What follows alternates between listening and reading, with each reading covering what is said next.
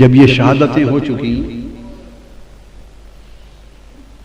اور لٹا پٹا اہل بیت کا قافلہ، بدبخت یزید کا حکم نامہ آیا کہ اسے ابن زیاد کے پاس کوفہ اور چند دن کوفے میں قیدی رکھ کر اور پھر انہیں پابسلاسل قیدیوں کا قافلہ سروں کو نیزوں پہ رکھ کے ایک جلوس کی شکل میں دمشق میرے دربار تک لایا جائے۔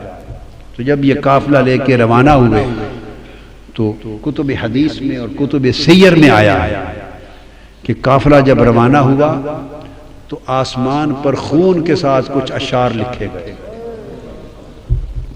خون کے ساتھ اشعار لکھے گئے، اور اشعار خون کے ساتھ یہ تھے: اترجو امت قتلت حسینا شفاعت جدہ یوم الحسابی۔ وہ جو حدیث پاک میں نے پڑھی تھی، حرم شفاعت، جو میری اہل بیت پہ ظلم کرے گا اس پر میری شفاعت حرام کر دی گئی۔ وَإِنَّ اللَّهَ حَرَّمَ عَلَيْهِ الْجَنَّةَ، اور اللہ نے اس پر جنت حرام کر دی۔ تو خون کے ساتھ، خون آلود قلم کے ساتھ الفاظ لکھے گئے، خونی قلم کے ساتھ، کہ کیا وہ طبقہ جس نے حسین کو شہید کر دیا ہے کیا اب بھی مسلمانی کا دم بھرتا ہے اور امید رکھتا ہے کہ اس کے نانا کی شفاعت نصیب ہو جائے گی؟ شفاعت تو حسین کے نانا کی ہے،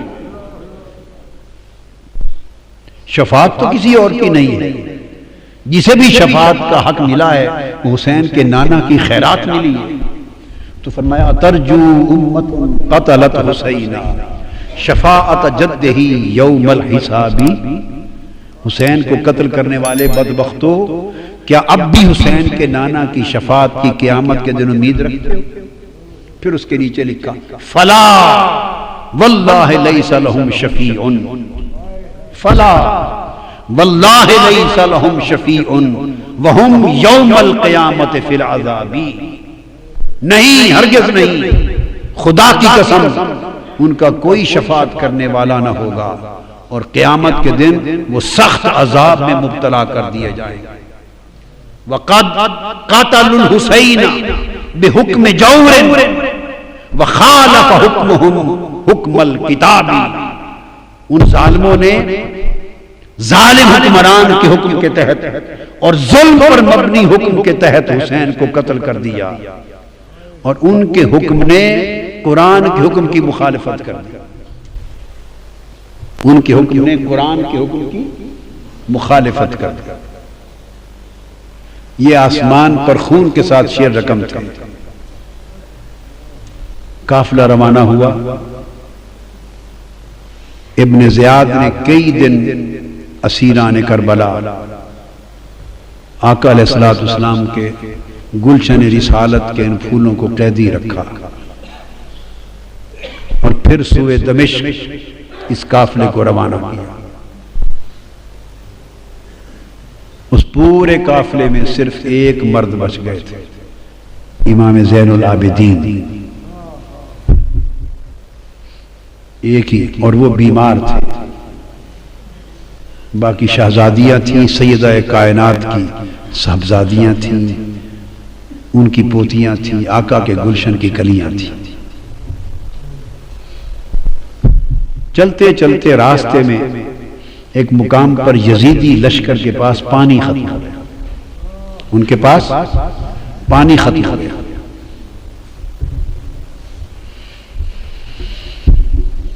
انہوں نے قافلہ روک دیا اور کہا کہ پانی لے لیں۔ یزیدی قافلے کا سربراہ، دھوپ تھی، چلچلاتی دھوپ تھی، صحرا تھا، اس نے اپنے لیے خیمہ نصب کرایا، چونکہ بڑے دور سے پانی آنا تھا۔ خیمہ نصب کر کے آرام سے سائے تلے بیٹھ گیا اور تمازت آفتاب سے تپتے جلتے ہوئے ٹیلوں پر حضور کی شہزادیوں کو ننگے آسمان کے نیچے بٹھا دیا۔ پورا قافلہ اسی حال میں، ان کے پانی کے انتظار میں یہ چلچلاتی دھوپ میں تپتا رہا۔ امام علی مقام سیدنا امام حسین کی پیاری لخت جگر شہزادی سیدہ سکینہ، اصل نام ان کا عربی وزن میں سکینہ ہے، عرف عام میں سکینہ چلتا ہے، اصل لفظ سکینہ۔ سیدہ، میں عرف عام کا لفظ استعمال کروں گا، تلفظ بتا دی، سکینہ، سیدہ سکینہ، سیدہ سکینہ۔ دھوپ میں چھوٹی معصوم شہزادی دیکھا کہ صحرا میں چھوٹا سا ایک درخت ہے، ٹیلا ہے، چھوٹا سا ٹیلے کے ساتھ جھاڑی ہے، اس کا تھوڑا سا سایہ ہے، چلچلاتی دھوپ ہے۔ سیدہ سکینہ اس دھوپ کے اندر اس سایہ دار چھوٹی سی جھاڑی میں جا کے مٹی کا سرہانہ بنا کے لیٹ گئی، ریتلے سرہانے پہ لیٹ گئی۔ سیدہ سکینہ کی آنکھ لگ گئی، آڑ تھی اس درخت کی جھاڑی کی، پانی آیا، یزیدیوں نے آواز دے دی، قافلہ چل پڑا، اور کجاوے میں تھی چونکہ سیدہ سکینہ، اونٹ بیٹھ گئے تھے، کسی کو خبر نہ تھی، تو سیدہ سکینہ کو وہیں سویا ہوا چھوڑ کے قافلہ چلا۔ قافلہ تھوڑی دیر آگے گیا تو آگے جس شخص کے ہاتھ میں نیزہ تھا، امام عالی مقام کا سر انور جس پر تھا، وہ اس کے ہاتھ سے چھوٹ کر زمین میں گڑ گئے۔ انہوں نے کوشش کی کہ اس نیزے کو اکھاڑ کے آگے چلے، پر نیزہ ایسا جمع کہ اس کی پوری طاقت کے باوجود امام حسین کے سر انور آگے نہیں چلا۔ اس نے اور لوگوں کو بلایا، اوروں کو بلایا، بڑی کوشش کی، مگر امام حسین کے سر انور جس نیزے پر تھا وہ نیزہ آگے نہیں چلا، گڑا ہوا نیزہ ہلا نہیں۔ وہ پریشان ہو گئے، وہ سیدنا امام زین العابدین کے پاس گئے۔ یہ تو انہیں معلوم تھا کہ کیا ماجرا ہے، آپ کے بابا آگے نہیں چل رہے، ان کا سر انور آگے نہیں چلتا۔ ان کی آنکھیں آپ دیدہ ہو گئیں۔ وہ اپنی ہمشیرہ، اپنی پھوپھی سیدہ زینب کے پاس آئے، عرض کیا پھوپھی جان، آپ ذرا اونٹوں کے کجاووں میں شہزادوں اور شہزادیوں کو گن لیں، لگتا ہے بابا جان کا کوئی شہزادہ یا شہزادی رہ گئی ہے، سر انور آگے نہیں چلتا، نیزہ گڑ گیا ہے۔ سیدہ زینب نے ایک ایک کا نام لے کر پوچھا، تسلی کی کہ سارے شہزادے شہزادیاں کجاووں میں تو ہیں۔ جب سیدہ سکینہ کا نام لیا تو جواب نہیں آیا، بار بار سکینہ سکینہ سکینہ کہا تو جواب نہیں آیا۔ جب جواب نہیں آیا تو وہ تڑپ اٹھی، اپنے کجاوے سے نیچے آ گئی اور کہنے لگی کہ حسین کی سکینہ رہ گئی ہے کہیں۔ شاید جہاں کجاوے قافلہ رکا تھا، اب رات کا وقت ہو گیا تھا، رات کے اندھیرے میں دوڑتی دوڑتی، شام کا وقت تھا، اندھیرا تھا، سایہ تھا، دوڑتی پیچھے پہنچی، اور آگے جو پہنچی تو اندھیرے میں دیکھا کہ کوئی نقاب پوش خاتون ہے اور سیدہ سکینہ کو گود میں لے کے بیٹھی ہے اور ان کو چومتی ہیں، اور سیدہ سکینہ اس نقاب پوش عورت کی گود میں میٹھی میٹھی زبان میں کربلا کی کہانی سنا رہی ہے، جیسے بچے کہانی سنتے ہیں اور سناتے ہیں، وہ واقعات سنا رہی ہیں کہ ہمارے ساتھ ایسا ہوا، پھر یہ ہوا، پھر بابا کے ساتھ یہ ہوا، پھر بھائی کے ساتھ یہ ہوا۔ وہ کربلا کی کہانی سنا رہی ہیں، اور وہ نقاب پوش خاتون سنتی بھی ہیں، چومتی بھی ہیں، روتی بھی ہیں۔ اتنے میں سیدہ زینب قریب پہنچی اور کھڑے ہو کے آواز دیتی ہیں کہ نقاب پوش خاتون، اللہ آپ کا بھلا کرے، آپ نے ہماری بیٹی کو سنبھال لیا، ہم پہ بڑا احسان کیا ہے، اس بیٹی کو گود میں لے کر اللہ آپ کو اجر دے، بتائیں تو صحیح کہ آپ ہیں کون احسان کرنے والی۔ انہوں نے چہرہ انور سے نقاب پلٹا، فرمایا زینب بھول گئی ہو تمہاری ماں فاطمہ۔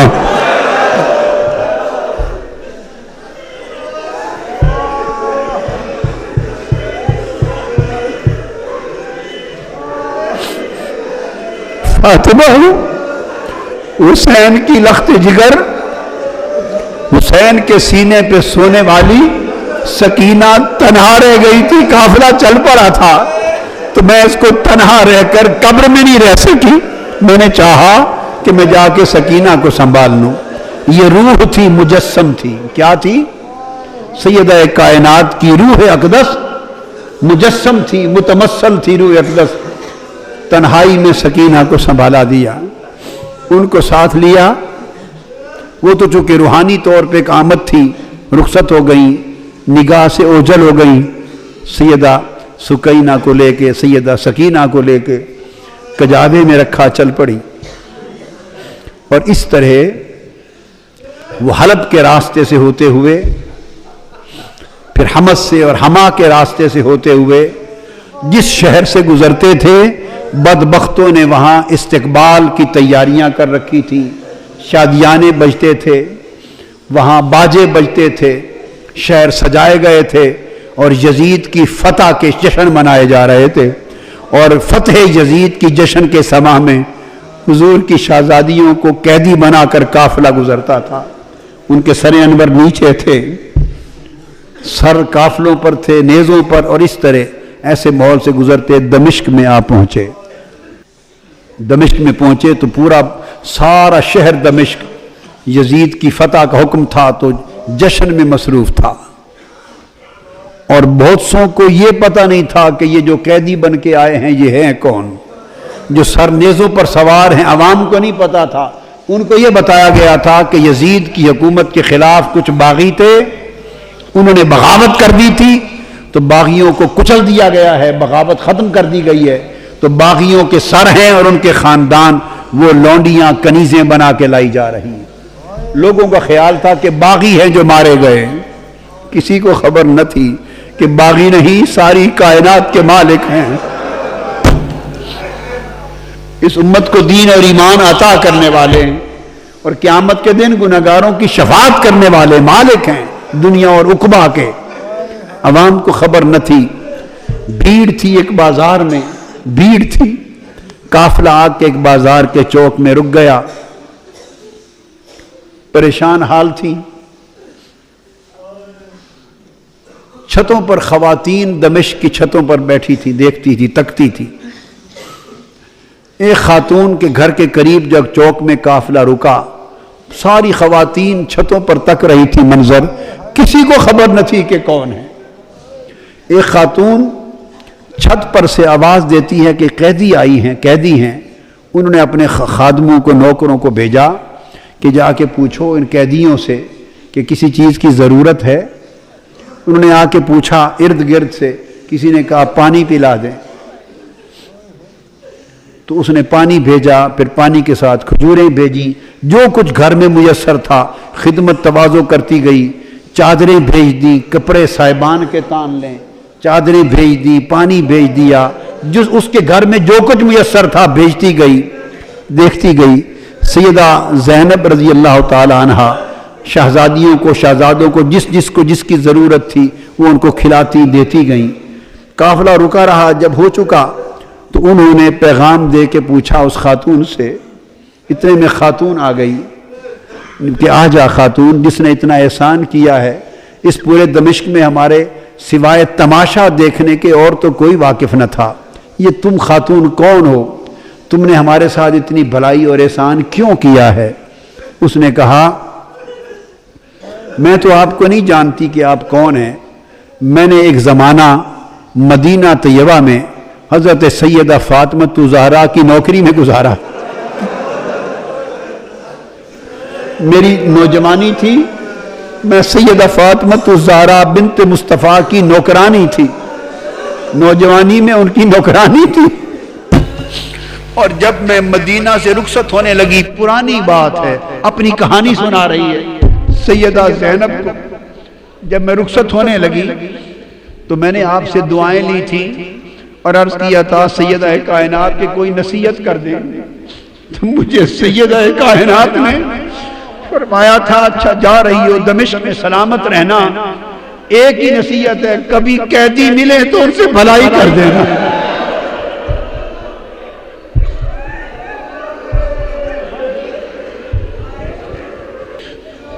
بی بی مجھے تو کوئی پہچان نہیں ہے، میں تو نہیں جانتی آپ کون ہیں، اتنا ہی سنا ہے کہ کوئی باغی تھے وہ مار دیے گئے اور قیدی ہو کے آئے ہیں، میں نے تو بھلائی اس لیے کی ہے کہ مجھے میری سیدہ نے، سیدہ کائنات فاطمہ الزہرا نے نصیحت کی تھی، ایک ہی نصیحت کی تھی، کہا تھا سلامت رہنا، زندگی میں کبھی کوئی قیدی مل جائیں تو ان سے بھلائی کر دینا۔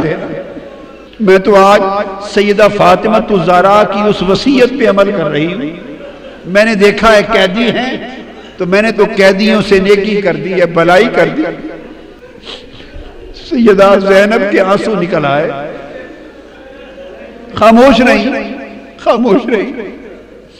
آپ نے جواب میں کہا اچھا بی بی تو نے قیدیوں سے بھلائی کی ہے، قیدیوں پر احسان کیا ہے، بتائیں ہم قیدی لوگ تیری بھلائی کا بدلہ کیا دے سکتے ہیں؟ میں کیا بدلہ دوں، کیا چاہتی ہو؟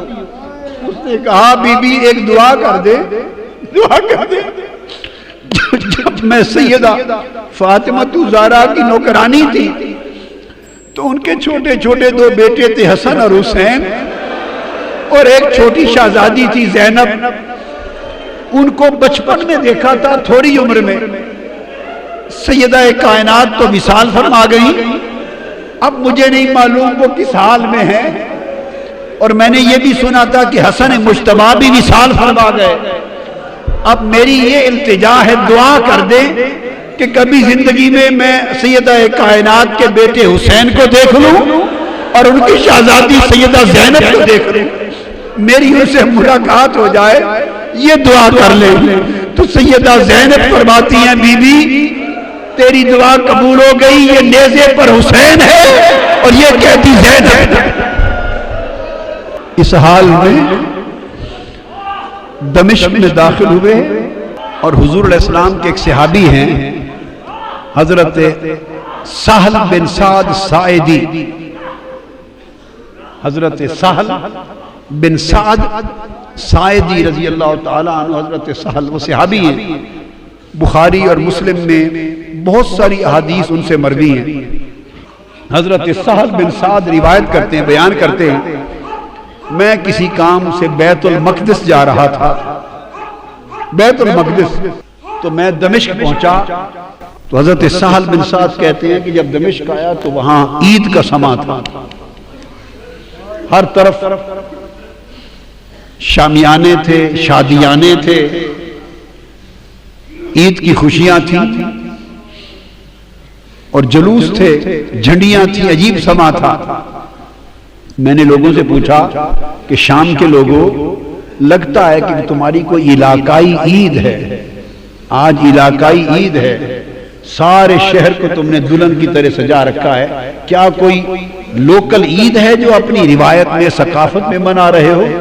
انہوں نے کہا تم کون ہو؟ لگتا ہے کہ شام کے رہنے والے نہیں ہو. انہوں نے کہا نہیں میں تو مدینہ سے آیا ہوں. معمر تھے اس وقت، عمر رسیدہ تھے. تو پوچھے میرا نام سہل ہے، میں حضور علیہ السلام کو میں نے دیکھا ہے، زیارت کی اور آپ سے کچھ باتیں بھی سنی ہیں، تو میں نہیں جانتا یہاں کے حالات. انہوں نے کہا تمہیں معلوم نہیں کہ یہاں باغی تھے، انہوں نے بغاوت کی تھی، یزید کی حکومت کے خلاف بغاوت کچلی گئی ہے، یہ باغیوں کے سر ہیں اور یہ ان کی عورتیں ہیں، کنیزیں اور لونڈیاں بنا کے لائی گئی ہیں.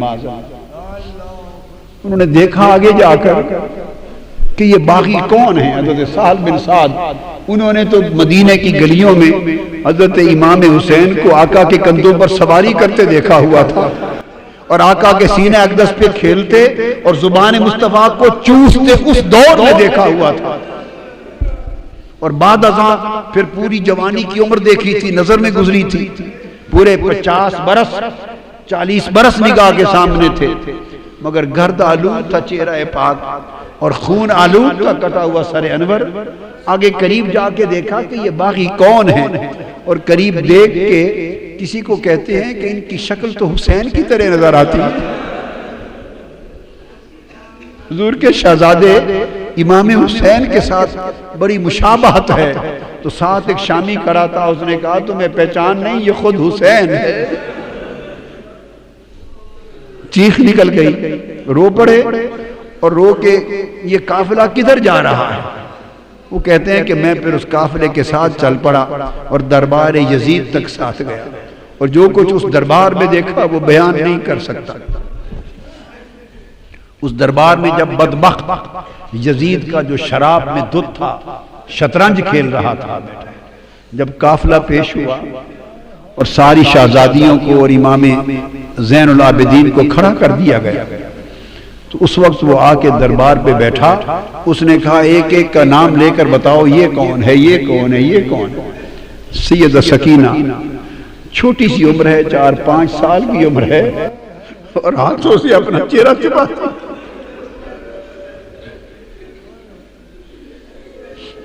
چہرہ چھپاتی۔ وہ بدبخت یزید پوچھتا ہے یہ بچی کون ہے جو چہرہ چھپاتی ہے ہاتھوں سے؟ کسی نے جواب دیا یہ سیدہ سکینہ ہے، حسین کے سینے پر لیٹنے والی شہزادی ہے۔ تو اس بدبخت نے پوچھا اس سے یہ خود کیوں نہیں بولتی، بتاؤ کون ہو؟ وہ سیدہ زینب اپنی پھوپھی کی طرف لپٹ گئی۔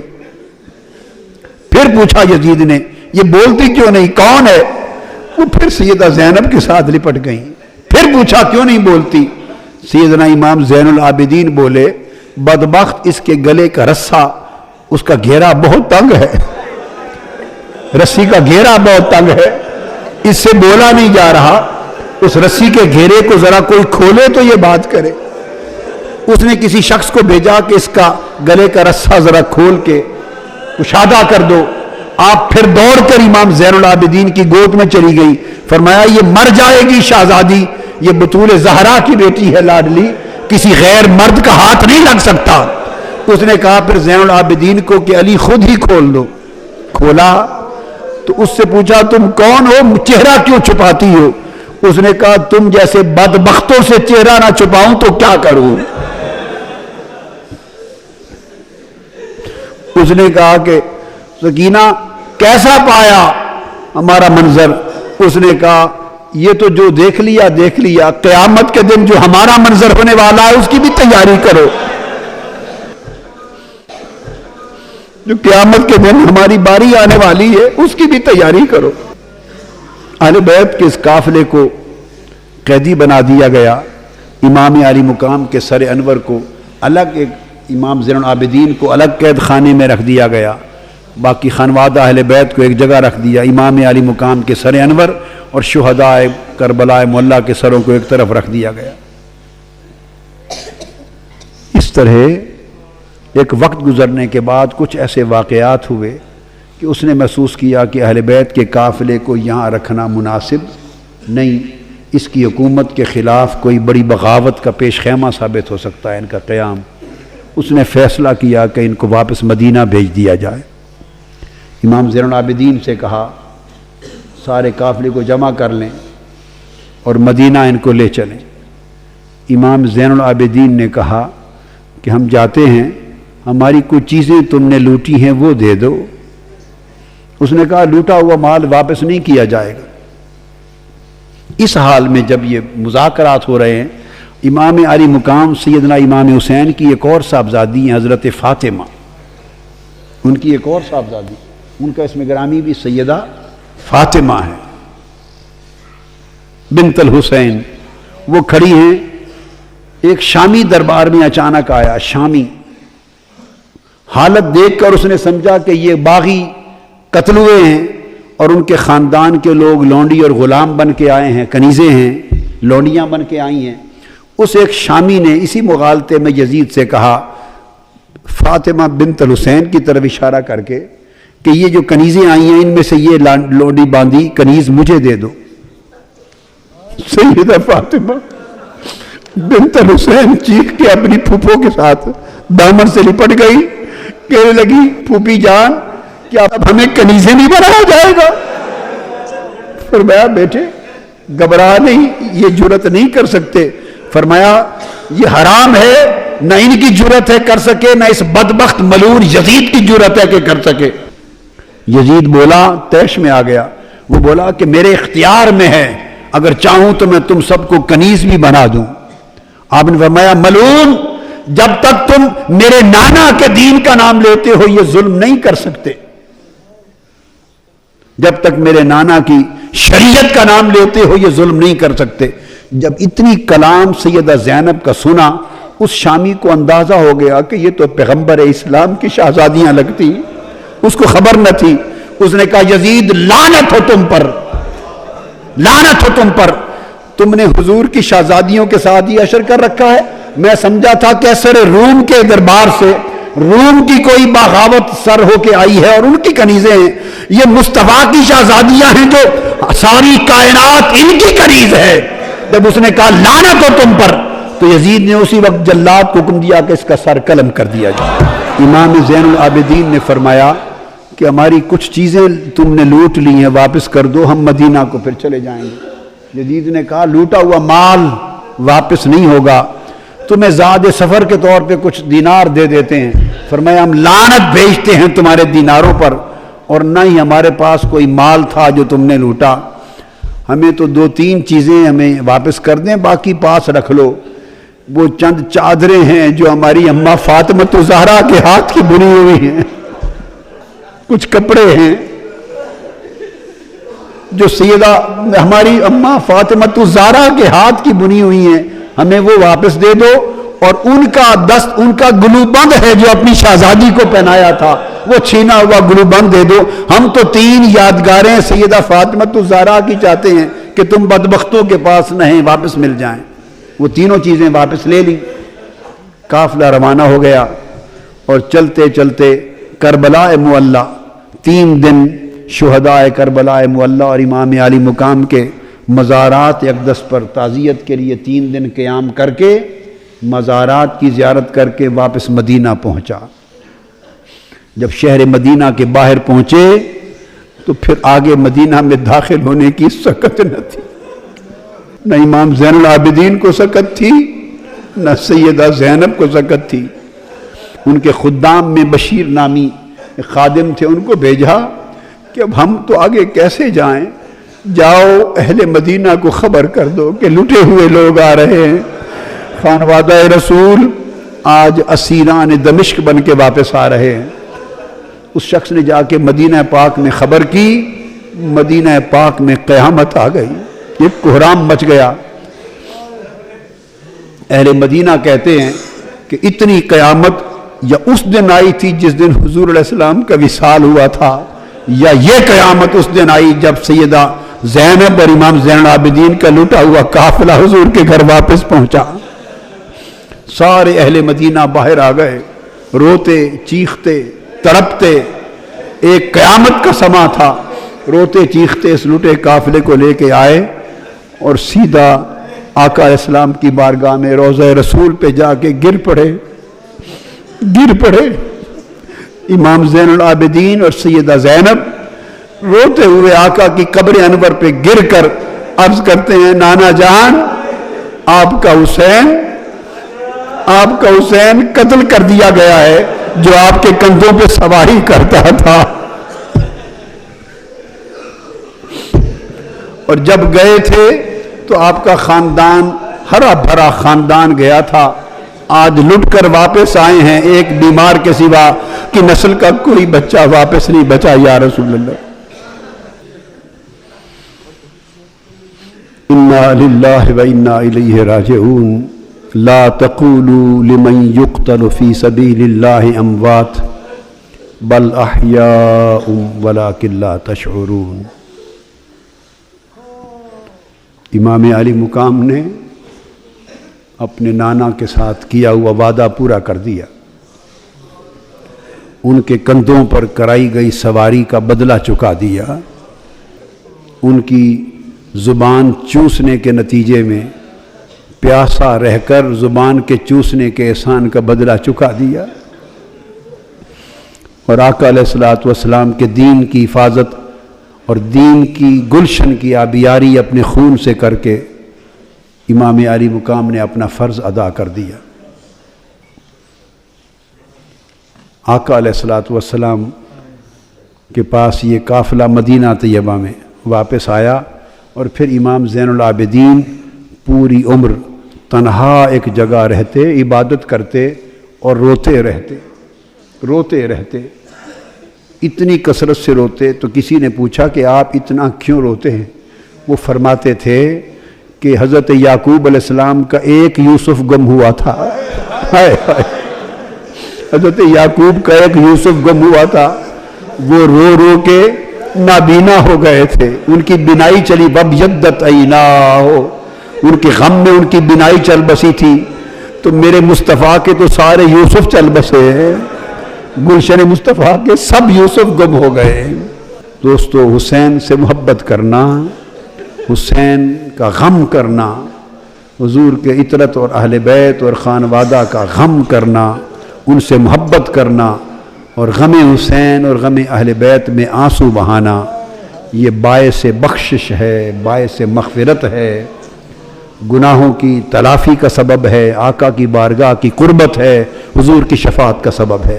اللہ تعالی ہمیں ہمیشہ محبت رسول، محبت اہل بیت اور تعظیم صحابہ کے اوپر زندہ رکھے اور حضور کی اہل بیت کی محبت والے ایمان پر مارے، اسی پہ قبر میں اور قیامت کے دن ہمیں جلائے۔